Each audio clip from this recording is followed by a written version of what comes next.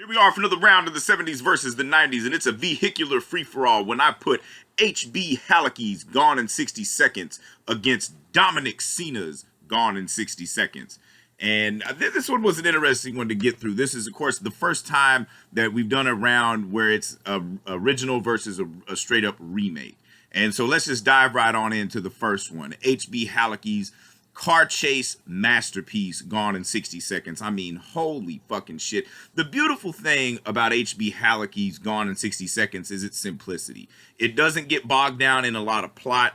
You know, HB Halicki, of course, plays the main character, he's a fucking insurance adjuster type thing. He goes in and examines wrecks and shit like that, but he also boosts cars and shit. And the film itself is really just all about the cars, and that's another beautiful thing about it, you know, because it doesn't really focus. I mean, there's characters and shit. Of course, he's got his own crew that helps him boost the cars, but a lot of it is like kind of voiceover on like the action and shit. It's very meticulously done, very well edited. And like I said, it doesn't get bogged down in a lot of bullshit. You know, we get the plot, you know, he gets his like kind of mission, I guess, so to speak. You know, he's got a job to do and he's getting it done. And of course, like I said, this movie is all about the cars, because think about the opening credits sequence. The only person that is credited as starring in that movie is Eleanor, and that is the name of the fucking Mustang. That is the really badass fucking Mustang that they got. I forget the exact make of the thing or year or whatever the hell, but that doesn't matter. What matters is like the ending of this fucking movie is a 40-minute car chase.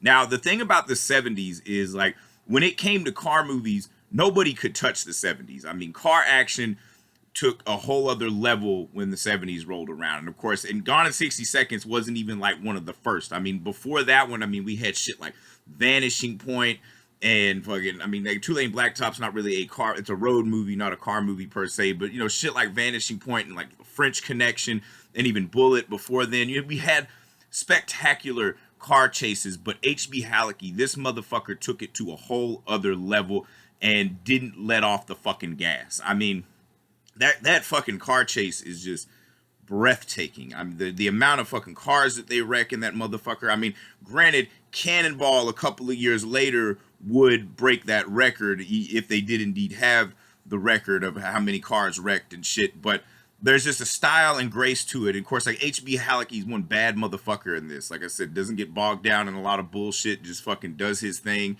And you know, there's some comedy in it. Like when one of the dudes in his crew tries to boost the car and there's a fucking tiger in the back seat and the tiger's all chasing him and shit.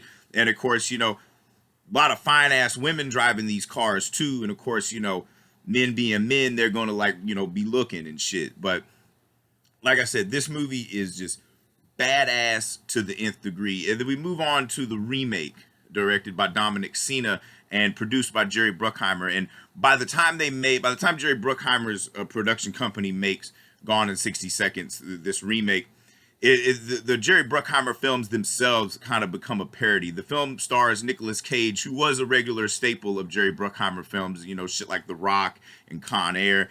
And, you know, this one definitely has that style and tone.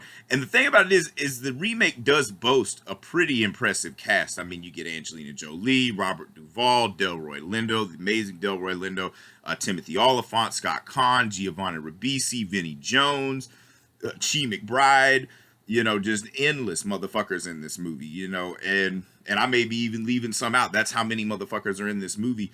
But the film itself, like, bogs itself down with so much exposition. You know, the plot is basic as fuck. You know, Nicolas Cage's brother, played by Giovanni Ribisi, you know, he tries to do a job for this guy, Christopher Eccleston, who, you know, he plays a good villain, but it's just like I said, the beauty of the original is it didn't have all this bullshit, and it was way more badass, because as far as the car action goes, it doesn't really hold up. You know, we get more plot and story and you know, quirky characters, but does that really make the movie better? You know, I don't personally think so, you know, but like it's basically Nicolas Cage comes out of retirement from being like one of the best car thieves of all time, and then like he tries to help his brother get out of the jam and stuff. And like I said, very basic plot. They're not reinventing the wheel.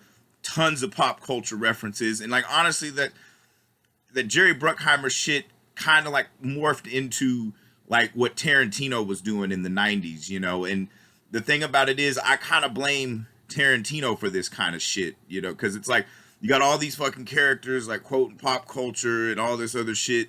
And it honestly feels like, you know, if Tarantino just like asleep at the wheel, no pun intended on that. But it's one of those things where like the action itself is so mid, you know, even that final car chase, because what they basically do is they take everything that H.B. Halicki had in the original and just expound on it.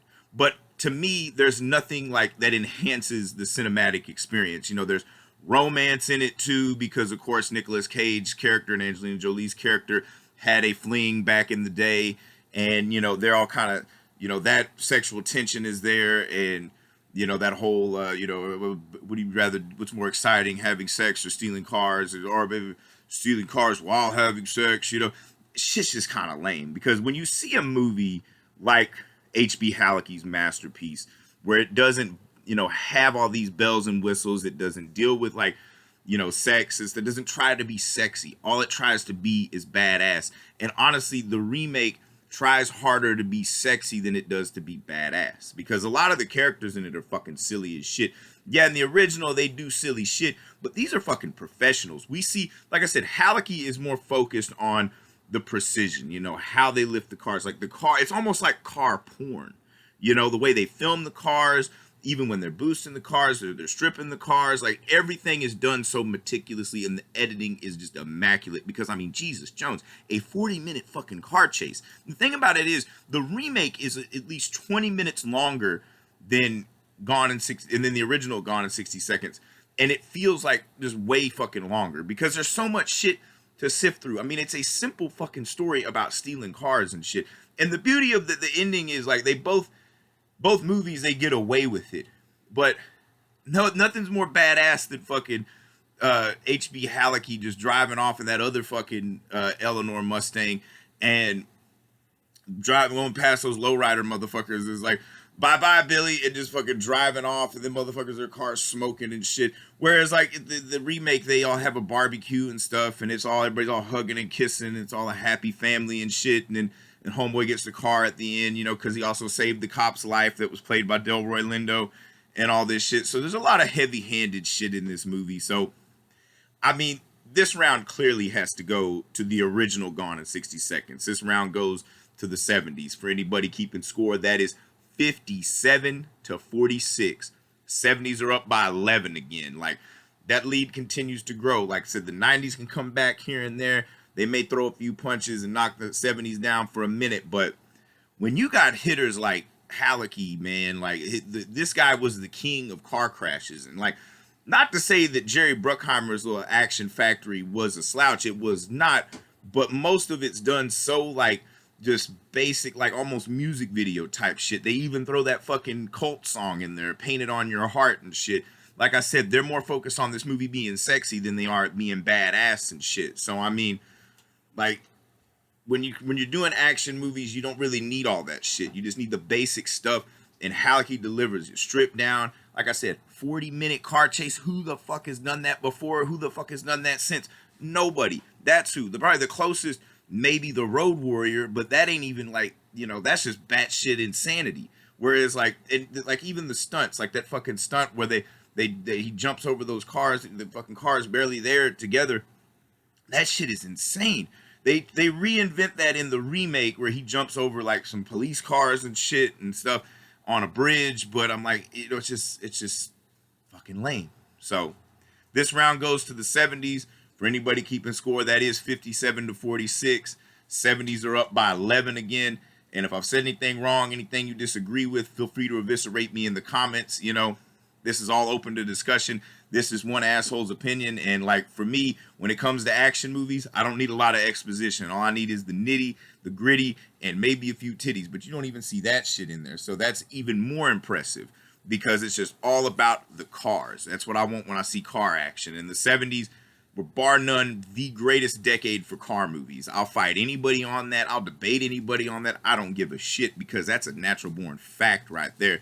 Because this Gone in 60 Seconds was kind of in the middle of like the peak 70s car action, and like it set the bar so fucking high that like shit like Cannonball and even the Blues Brothers had to like really amp it up and shit. You know, that's the thing. They were always trying to top each other, and shit kind of fell off in the 80s, and then through the 90s, we end up with shit like Dominic Sena's piss poor remake. So this is another round. More of these will come. If you have any suggestions, I got like at least 6 pages of these.